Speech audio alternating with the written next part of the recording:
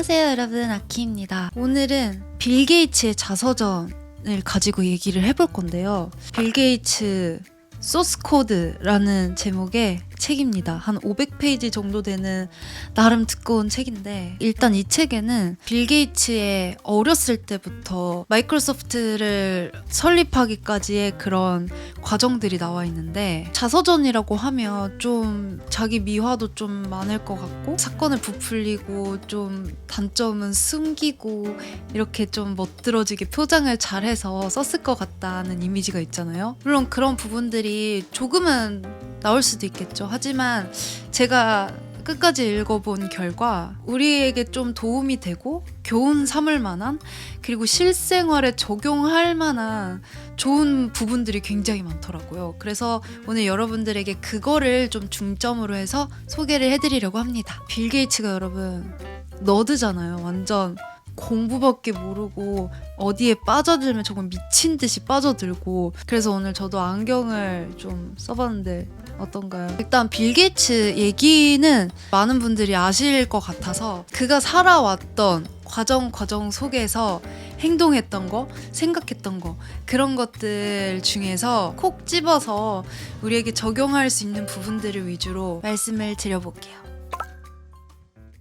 빌 게이츠는 이 컴퓨터라는 거에 완전 푹 빠져가지고, 심지어 되게 어렸을 때 초등학생 때부터 그게 두각을 나타내요. 자기가 좋아하는 과목에만 성적이 엄청 높고 거들떠도 보지 않는 과목은 진짜 거들떠도 안 보더라고요. 그렇게 어렸을 때부터 자기가 뭐에 관심이 있고 뭐에 관심을 주기도 싫은지를 잘 파악을 했던 사람인 것 같아요. 근데 우리는 사실 어때요? 어렸을 때부터 우리의 의지랑 상관없는 그런 과목을 배우기도 하고 학원에도 엄청 다니고, 심지어 요즘은 아기 때부터 영어 유치원 보내잖아요, 엄마들이.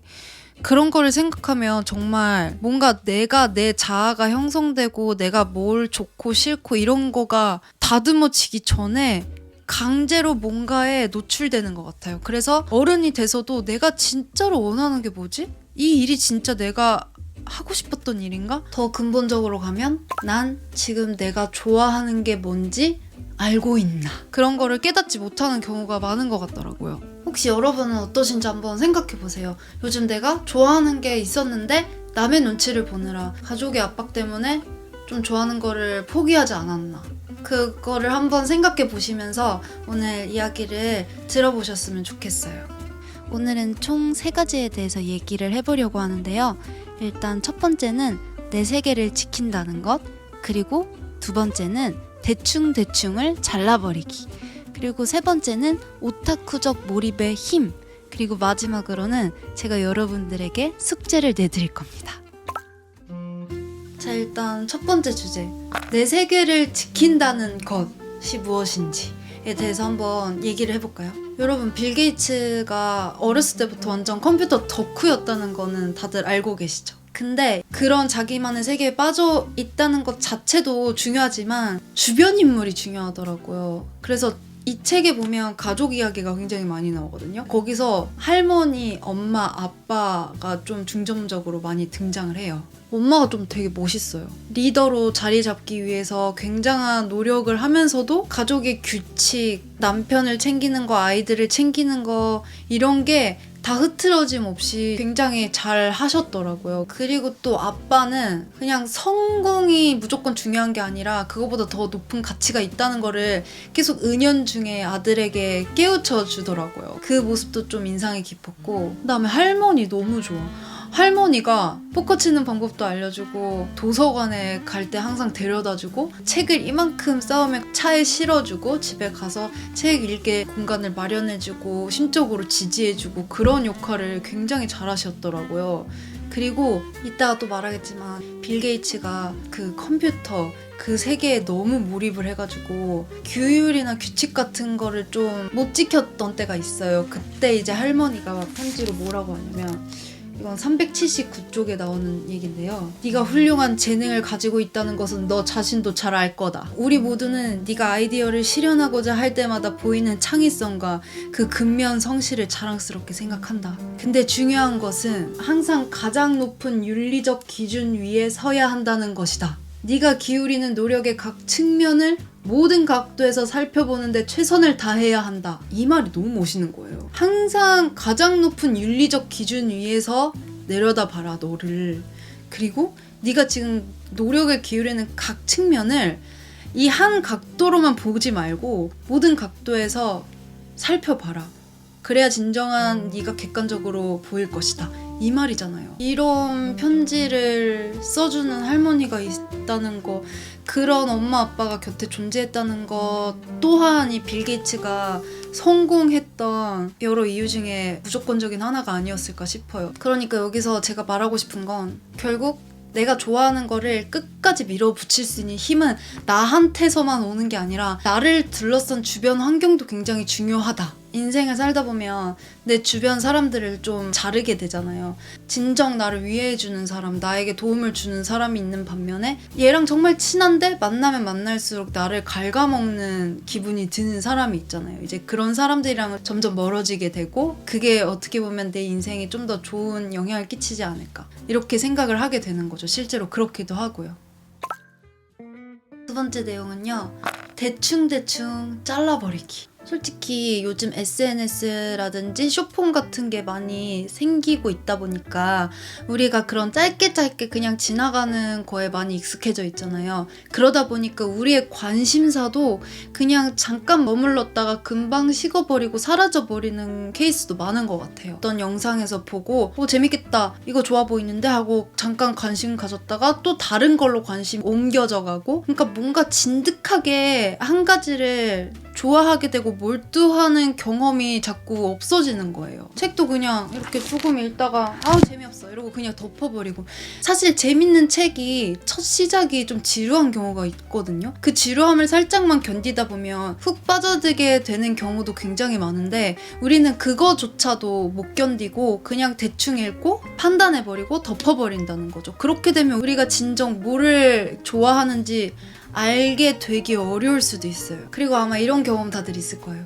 내가 뭐에 홀렸어. 예를 들어 친구를 만났는데 걔가 지금 뭘 하고 있대. 근데 내가 봐도 그게 너무 좋아 보이는 거야. 나도 이거 하고 싶어져. 다이어리 쓰는 것도 그럴 수도 있고 악기를 배우는 것도 그럴 수도 있고 영어 공부도 될 수도 있고 어디 훅 꽂혀가지고 다이어리, 필기구, 필통 이런 걸 막 사모아. 일단 장비를 다 준비해 놓는 거지. 예를 들어 내가 피아노 배우고 싶어서 전자피아노를 샀고 기타를 샀어. 그리고 영어 공부하겠다고 영어 회화, 책 괜찮아 보이는 걸 다 사놓고 안 하는 거지. 그런 경우 많죠. 저도 그런 경우가 참 많아요. 관심을 갖는 건 좋은데 그게 너무 얕다는 거예요. 깊이가 없어서 그런 것 같아요. 그렇게 하다 보니까 결국 내게 되는 게 없어. 근데 이 책에 나오는 빌 게이츠는 뭐를 해도 대충 하는 법이 없어. 끝까지 파고드는 거예요. 그냥 적당히가 아니라 끝까지. 근데 제가 굉장히 인상 깊게 봤던 게 뭐냐면 빌 게이츠 집안에서는 모임을 열었는데 그냥 막 친목 모임이 아니라 게이츠 집에 초대를 받으면 그냥 앉아서 수다만 떨 수는 없었다. 어떤 파티나 어떤 칵테일 모임이든 세심히 조직된 행사였다. 저녁 식사를 하면서 토론할 주제에 대한 소개는 주로 어머니가 맡았다. 디저트 시간에는 모두가 커피잔 아래를 살펴보게 했는데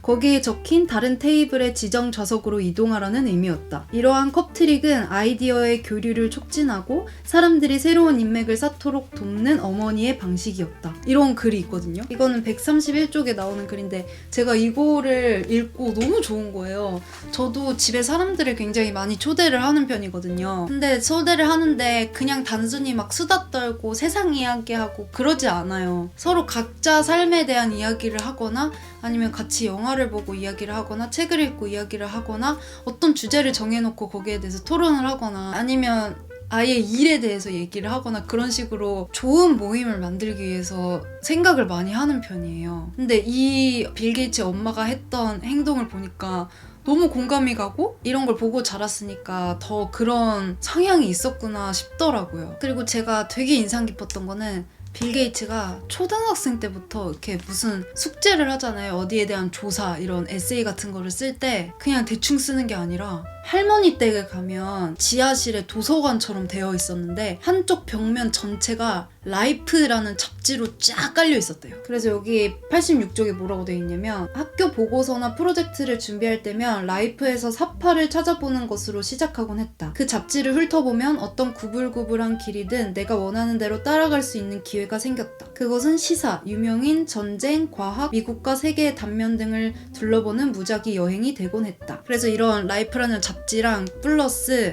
월드북 백과사전 세트가 있었대요. 이게 빌 게이츠 엄청 큰 보물이었다고 써 있는데 예를 들어 수업 시간에 과제가 주어지잖아요. 그러면 이 라이프에서 기사를 찾아요. 그 관련 주제에 대한 기사를 찾고 월드북 백과사전을 뒤져서 추가적인 정보를 찾아본 후 도서관에서 해당 주제에 관한 책을 빌려 읽었다. 나는 새로 익힌 그 지식을 토대로 과학 과제물을 작성해 학교에 제출했다. 이런 내용이 몇 번 나오거든요.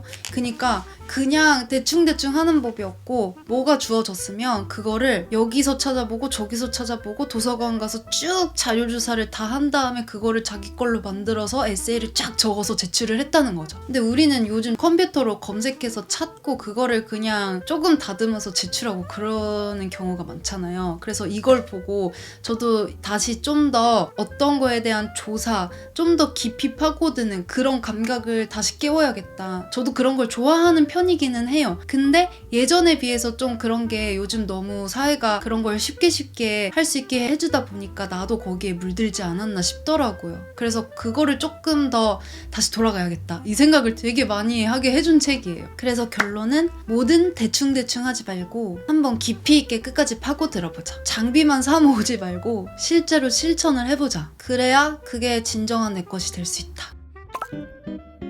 그 다음 세 번째로 여러분들이랑 얘기하고 싶은 것은 오타쿠적 몰입의 힘입니다. 근데 우리가 뭐에 막 빠져들고 대중적인 게 아닌 것에 특히 빠져들 때 주위 사람들이 그런 걸 왜 좋아하냐? 그거 해서 뭐해? 그거 돈도 안 돼. 이런 말 하잖아요. 들어보셨나요? 그런 말? 근데 진정한 오타쿠는 어떻게 한다? 새겨듣지 않는다. 어쩔? 이러고 그냥 내가 좋아하는 거 쭉 가죠. 그게 진짜 오타쿠. 우리가 뭐 사회적인 성공을 한 사람들만 봐도 그 분야에 완전 몰입해서 빠져든 사람들이에요. 그래서 여기서 말하고 싶은 건 진정한 자기 세계를 가진 사람들은 남의 눈치를 보지 않아.